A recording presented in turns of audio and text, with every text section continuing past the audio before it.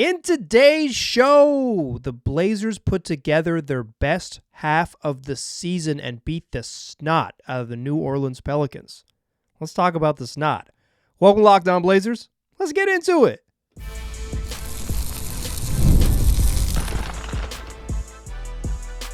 You are Locked On Trailblazers, your daily Portland Trailblazers podcast, part of the Locked On Podcast Network. Your team every day. What up, world? It's your past first point guard and Trailblazers reporter, Mike Richmond. You are listening to another episode of Locked On Blazers, part of the Locked On Podcast Network. Available wherever you get podcasts and also on YouTube. Thanks for making this show your first listen, coming at you each and every weekday, Monday through Friday. So make it a part of your daily routine. Make it your first listen and tell your friends to do the same. It's Locked On Blazers, your team every day. In today's show, we are talking about a beatdown in New Orleans. The Blazers put together their best half of the season. They play their best 2 quarters of the season in a dominant first half. They roll over the Pelicans. The game is done after 24 minutes. They hold on and cruise to an easy money victory. We'll get into all of that. We'll talk about how it happens. I want to focus on sort of Sharpe and Avdija, two standout performers from that first half who I think show the yin and yang of the Blazers' dominant opening couple quarters. And then we'll close the show talking about the Blazers' ongoing television saga on YouTube TV. Got a little reporting for you. Back on my journalism game, where we're back to where it all started. But I'll tell you kind of how we got here and some confusion that came about this week that was confusing for everyone. So let's do fastest recap in the West. Blazers smoked the Pelicans from moment number one. Pels never led, briefly tied when CJ McCollum hit a jumper about 2 minutes into the game, and then the Blazers ran away and ran and hide and never came back, and the Pelicans couldn't find them. New Orleans, to be fair, sucks. No, they are bad. They're bad. They're a bad basketball team. But to be fair, they played on Tuesday evening. They're coming on. They're on the second night of a back-to-back. The Blazers are on the first of back-to-back games. But the Pelicans are on the second night of a back-to-back.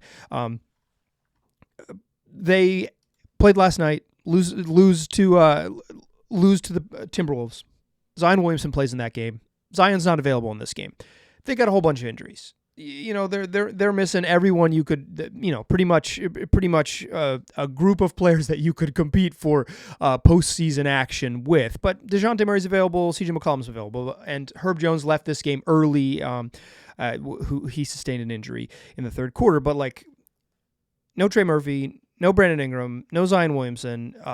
They already have probably the worst center rotation in the league.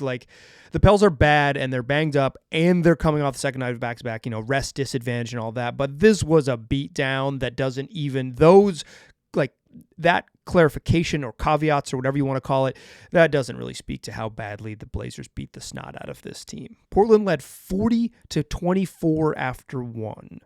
The first time they've scored 40 points in a quarter in the last 2 seasons, according to Tom Haberstroh of the Blazers broadcasting team. Portland opened the game shooting 15 of 22 from the floor, 6 of 9 from 3.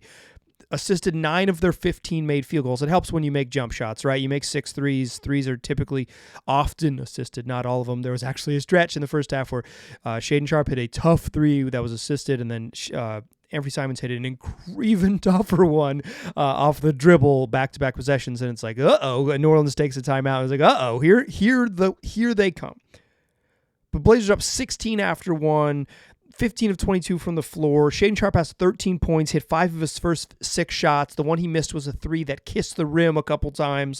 He's flirting with a 15-point first quarter on perfect shooting, just missed one.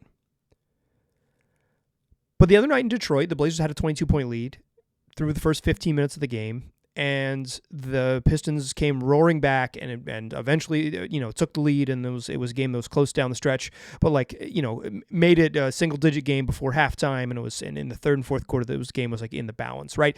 The difference is that the Pelicans just straight up do not have a Cade Cunningham or a player close to that. At one point, DeJounte Murray probably flirted with being that good, as good as Cade is this year, but he has not been that good this year, and he was, I guess he was fine in the first half, box score wise, but watching him, I thought he was doo-doo.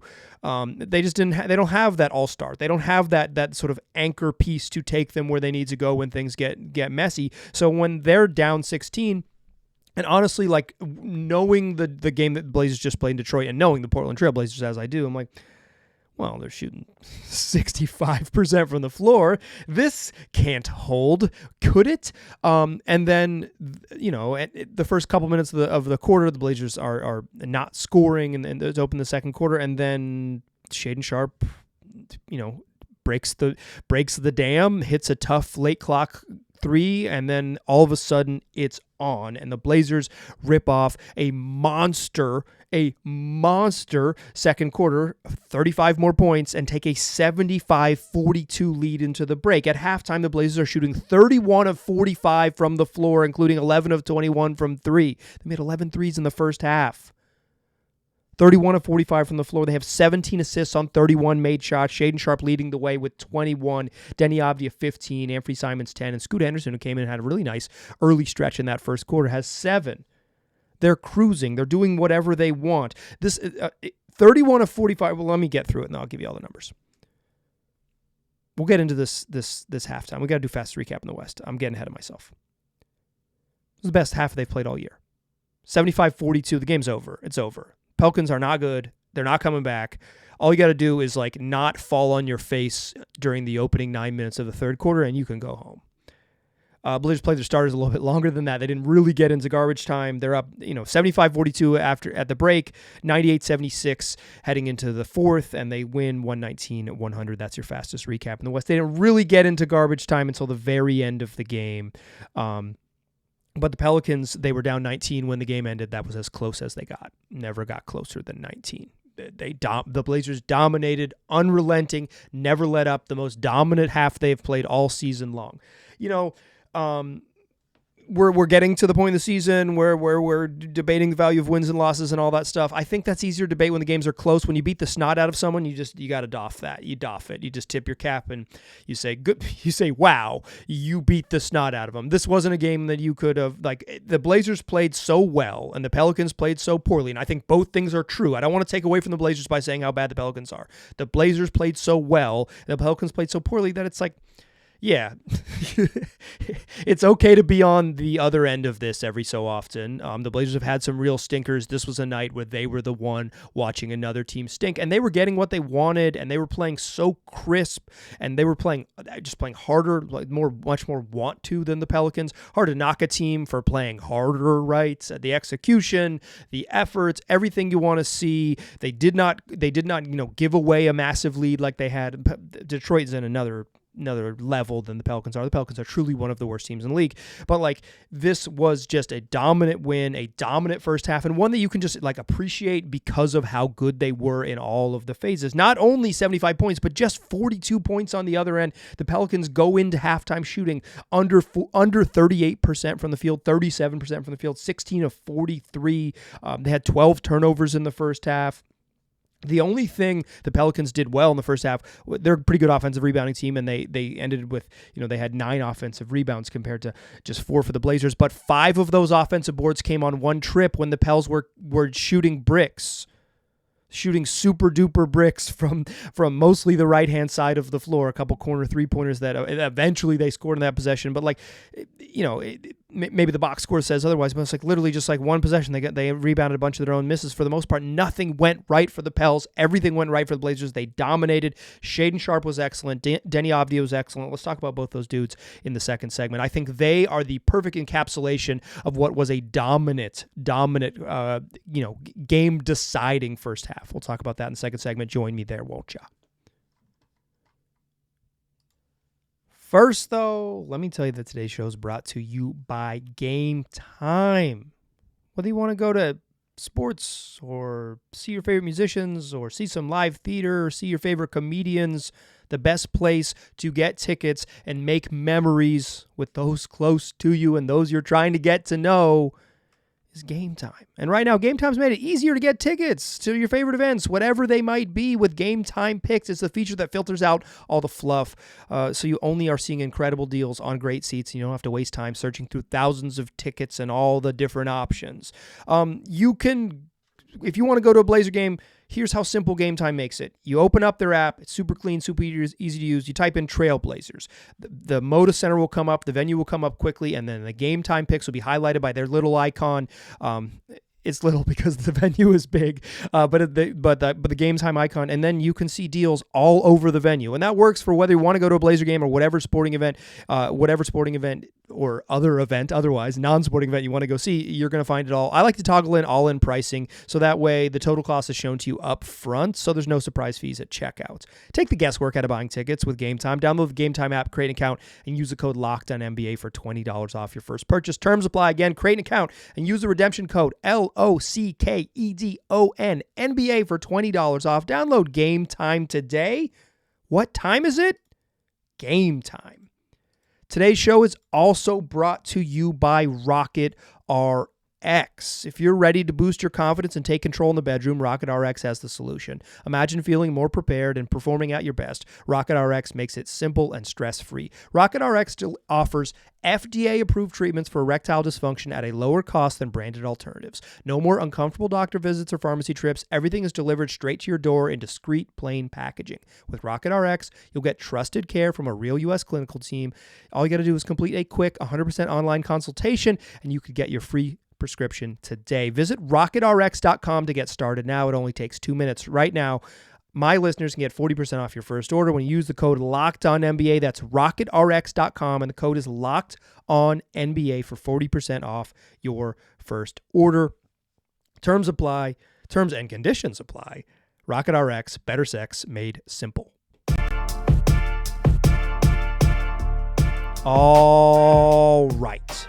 So this will be down an exciting one, just an enjoyable one. I think even the Blazers' wins lately have been they've been fun games, and I think even they've had some fun losses recently. They're in a nice little groove lately. They're playing their best basketball, I would say, in the sort of post-Christmas run of things. Even maybe the December and on, they're playing better basketball as the season has gone on, which isn't always the case for this team over the years. Is sometimes they've had a mid-season malaise that turns into a tankathon, and it's like, when's the last time they played a fun game? They've played some fun games as of late, and this one added to the list. It just wasn't close. They haven't had many of these. They really haven't had many of these.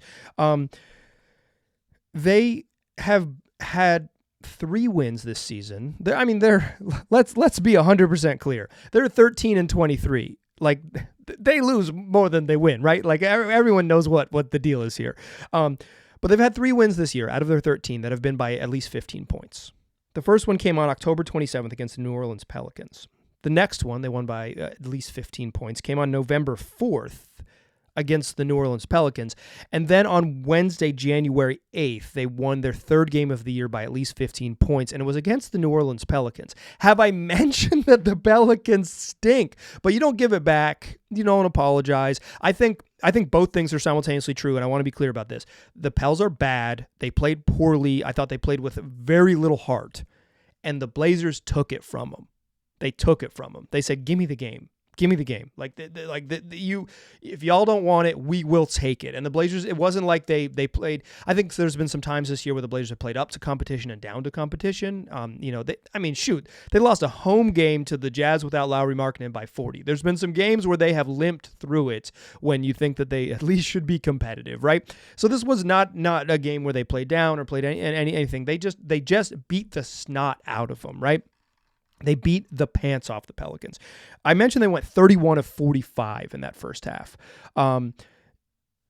That is 31 of 45 from the floor, 11 of 21 from 3. That's an effective field goal percentage, which includes the value of 3-pointers, of 81.1%. They finished the game shooting about 60% effective field goal percentage, a very good night. But that first half is exceptional. the league average for effective field goal percentage. So like that, what effective field goal percentage is saying is that 3-pointers are worth 50% more. So like some of the shots are worth 3 points, and so it's normalizing that 3-pointers are worth 50% more. So it's like effectively they shot 81% from the floor because the threes for the value of threes, right? The league average effective field goal percentage is 54.3. On the season, the Blazers are, in the bottom 10 in the league. They're 24th according to Clean and Glass at 52.2. So like league average, teams shoot about 54%. On average, the Blazers effective field goal percentage. On average for the year, the Blazers are shooting 52%, which includes tonight. And in the first half, they shot 81% effective field goal percentage. They were just making everything. And the Pelicans are scoring 42 points and shooting below 40% from the field. They took it from them. And I think the best way to explain this is two guys, the yin and yang of with Shaedon Sharpe and Deni Avdija.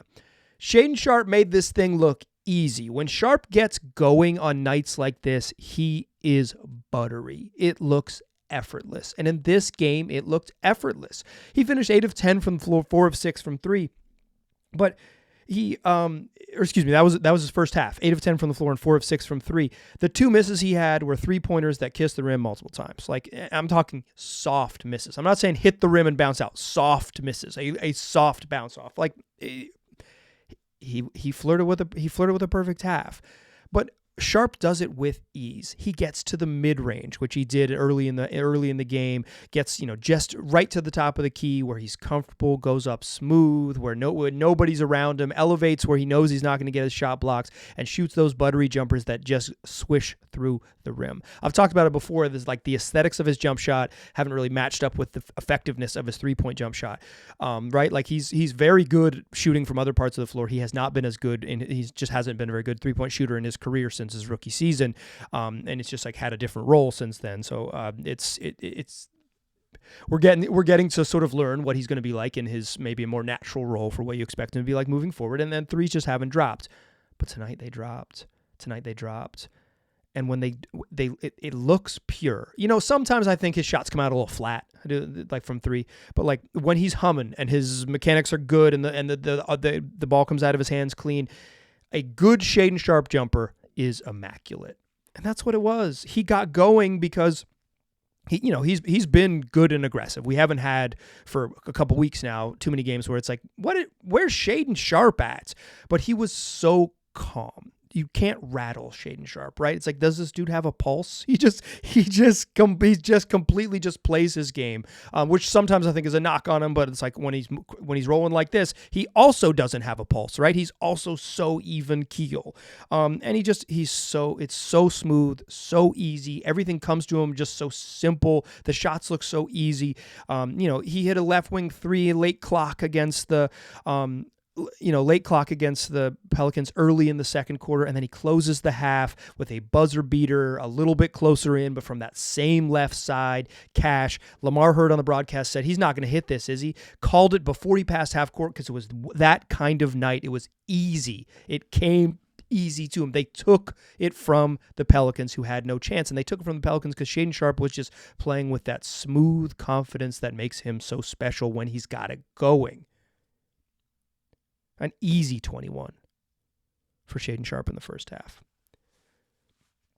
If that's the yin, the other side of that beautiful, popularized icon that was a big part of Americana in the 90s when I grew up, the yang, was Deni Avdija. Force. Incredible force. If Shaedon Sharpe plays this game where he's butter and he's just moving so fluidly, Deni Avdija is the knife. He's cutting through everything. You feel Deni. And I think that is the beauty of how dominant the Blazers were in this game. One of their dudes is scoring an easy 21 like it's nothing, and Deni Avdija is bulldozing, cutting everybody up. He's playing with incredible force. He even had a couple A couple plays in this game, a couple misses in this game where he just drove into contact and just like plowed into someone and missed. But he still finished 6 of 11 in the first half and hit 3 of 6 threes. One of his 3-pointers that he made, he missed a 3. The ball bounces out. He grabs the rebound. Nobody on the Pelicans is anywhere near him. He hits a 3, and Jason Benetti on the broadcast said he's the only one in the building because Denny said, if you're not going to get the ball from me, I'll gladly just step back and take another 3 cash, 1 of 2 on basically the same shot on the same possession. That's pretty good. That's pretty good.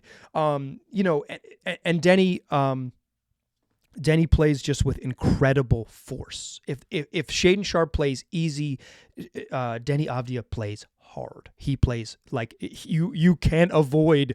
He plays with this force you can't avoid. I want to mention 2 passes from Denny that I think encapsulate the kind of half he had and kind of half the Blazers had in general. The first one is in the first quarter. He's dribbling on the right side of the floor. Look at Denny's shot chart. My dude's going right. He's dribbling on the right side of the floor, and the Blazers the first action has ended, and now you're just kind of spacing out, trying to play the right way.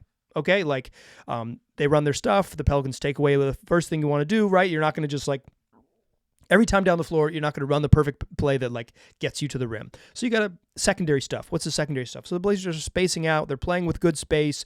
There's a guy in the weak side corner. And Denny Avdija's at one wing beyond the 3-point line, and the opposite wing on the 3-point line is Toumani Camara. And the Pelicans are loading up. Denny is a hard right hand driver. He's got the ball in his right hand. He is a punishing player. You got to show him bodies. So they show him bodies. And what teams do is they help off Toumani Camara. Watch them play him. They help off him.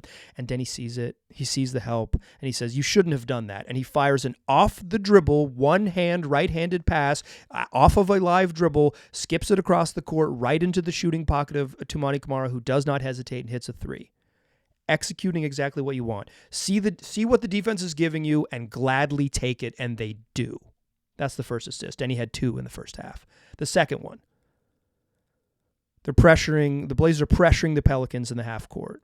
DeJounte Murray's trying to get the ball out of his hands and into the hands of Jordan Hawkins, the Pelicans' young guard. And Hawkins, when the pass comes, kind of fumbles it a little bit. It gets caught up in his stomach, on his ribs, and he can't quite get his hands on it for like a clean dribble. So he tries to like back up and spread his legs so he can like, okay, I'm going to grab the ball. But as he's trying to like corral it, Denny Avdija hits the floor. 2 Pelicans, DeJounte Murray and Hawkins, standing around watching the ball kind of bounce free as they try to get control of it. And Denny Avdija hits the floor, grabs it in between 2 Pelicans, throws it ahead to Toumani Camara, who beats the 2, maybe even 3 by the end, New Orleans defenders down the court for a fast break dunk. The first pass from Denny is just smart, clean basketball, a fluid off the dribble bounce pass, whipping it from one side of the court to the other, taking the 3-pointer that the defense is daring you to take with confidence and swishing it. It was that kind of night. And the second one is hustle.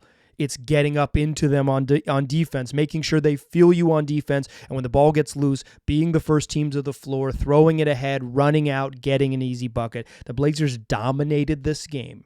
With Shaden, with Denny, with execution, with hustle, ball game.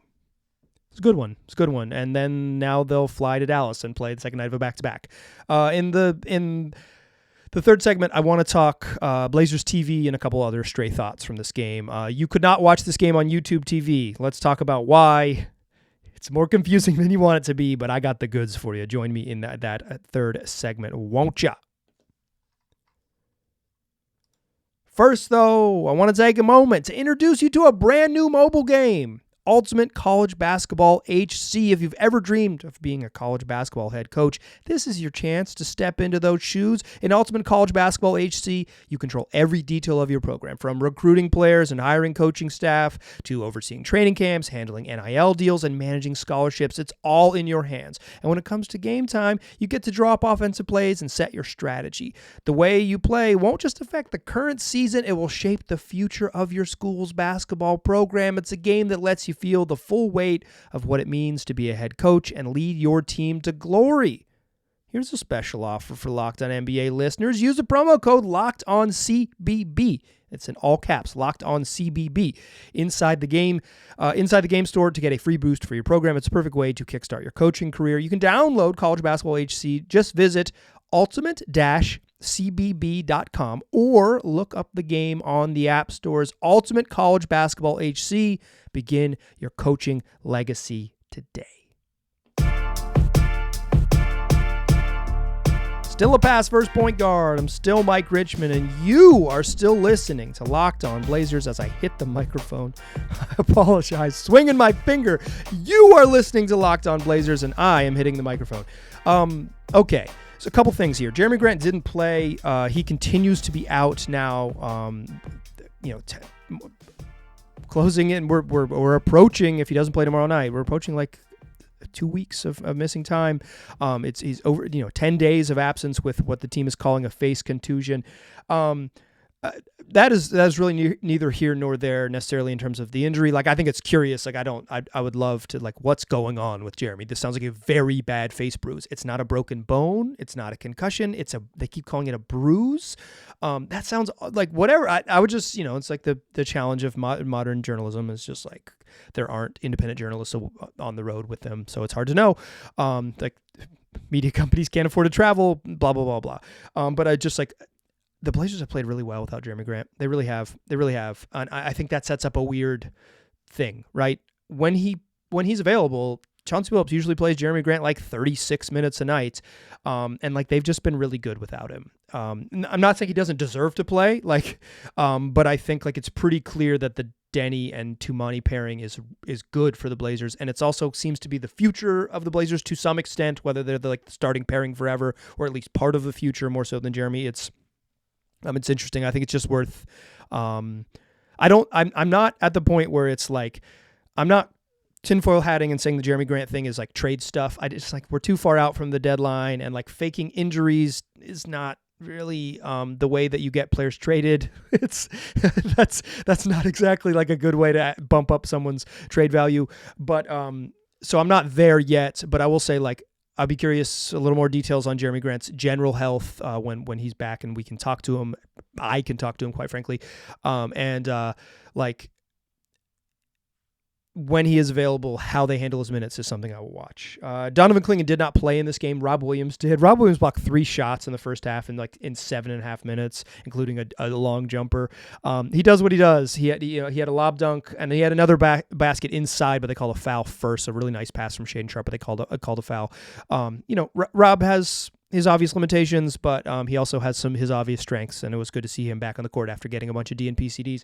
Donovan Clingan out with rest. They call it DNP rest, which I think is a curious designation. My read on it is that they just wanted Rob to play, but Donovan could have just had a DNP CD. He could have got a did not play coach's decision. So it makes me think that he actually probably did need a little bit of rest heading into second night of a back-to-back, and they wanted to make sure that he wasn't available under any circumstances, including a circumstance where he could have played 5 minutes at the end of the game. They want to say 0 minutes, not available, like just sit him down. But I will say, like, it's notable that he's looked a little bit slower since coming back from the knee injury, and now he's sitting with rest.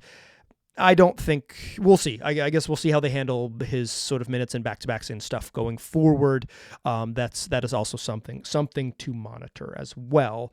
But clearly they're only going to play one of him or hopefully, and it seems like they've chosen that, one of him or Rob going forward. I think that makes more sense, although it's a little clunky, right? Because you're not playing someone who probably should play for one reason or another, either development or productivity. Okay. This game wasn't available on YouTube TV. The KUNP, the local feed for Rip City Television that used to be Univision and is now the Rip City Television feed locally, is not available on YouTube TV.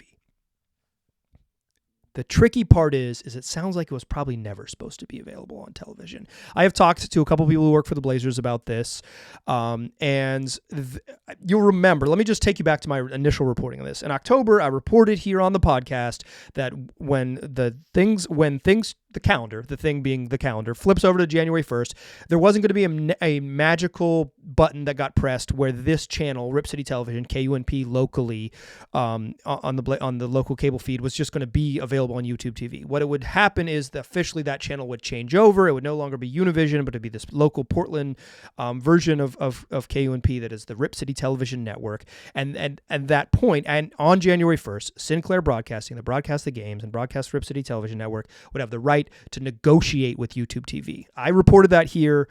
because that's what I heard back in October from someone with the team, right? That's what they explained to me, so I explained it to you. That's how reporting works.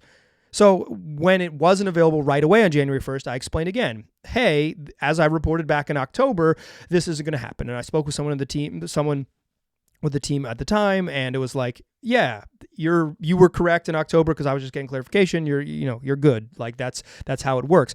And then within like 24 hours of me reporting that, the game shows up on YouTube TV, and I was like, that's weird. Why wouldn't they have told me that? Spoke someone else with the team, and they, it wasn't, why aren't the Blazers promoting that it's available on YouTube TV? This seems like a very weird misstep by you, the Trailblazers, right? Like that's, why wouldn't you promote it? And then the game disappeared.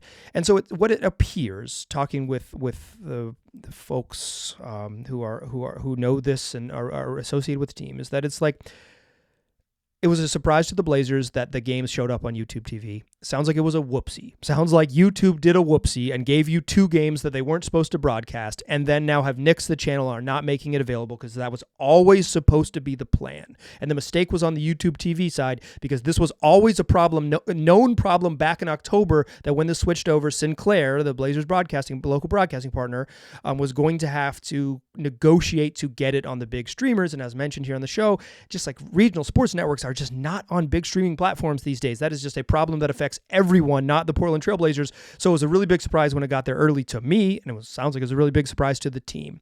So here's the deal. It's the same thing I reported back in October right here on the program, is that this is still a negotiation that is outside of the Blazers' control. This is kind of like the mess that they were in with Root Sports, right? It's less messy because now the game is available they have Blazer Vision, and you can get an antenna and watch it that way in your own home. Blazer Vision, their streaming product, over the antenna. If you're in the broadcast area, you can just straight up get the games on over the airwaves with the digital antenna. They're available on Fubo. They're available on Direct TV or Fubo. They're available on Direct TV Stream. They're available on your local Comcast provider, right? Like on like true local cable, like with the cord and all of that. But a lot of folks that listen to the program have messaged me about YouTube TV. I'm a YouTube TV subscriber myself. So like this just isn't, and another point to this is like publicly the Blazers said, we hope to get this resolved. This was in a statement that they made on their website, trailblazers.com/watch, which explains, how to watch their somewhat challenging product to find. And it said, like, we hope to get this resolved by next season. Then the game was available like 2 days later. And it's like, what happened? What happened was somebody screwed up on the YouTube TV side, it sounds like, because the Blazers are still in that same boat. They hope to get this resolved by next season. It's out of their hands. There are other ways to watch it. But this is the challenge of distributing regional sports in the modern age. The big distributors, the big, regional, the big streamers don't want regional sports networks. They don't want to pay for them. They don't want to broadcast them. And Sinclair Broadcasting isn't like hyper incentivized to pay a bunch of money to get their channel on there. This is just probably a standoff that lasts a long time. I would be surprised, quite frankly, if it's resolved by the time we get to the new year. But I think that if you're expecting it to magically come back, it was never supposed to be there in the first place. That was a surprise to the team, hence you never really heard about it. That's it. It's hard to watch. It's a little bit harder to watch them, but it's also easier than it's ever been to watch them. I think both those are true at the same time. However you were watching them for the first 30 games of the year, keep doing that. Blazer Vision, an antenna, Fubo, DirecTV Stream, local Comcast, whatever it is. Continue with that because it doesn't sound like that resolution towards YouTube TV is coming anytime soon. That has been your digital streaming update from right here. Locked On Blazers been on it. This is the place to get that information, I guess.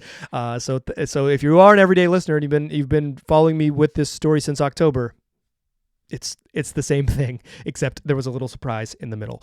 Do me a favor, tell your friends about the program. Tell them to come back tomorrow. Blazers play the Mavericks. We will talk about that game on tomorrow's show to close out the week. 5 days a week, wherever you get podcasts, also on YouTube. I appreciate you listening. I'll talk to you soon.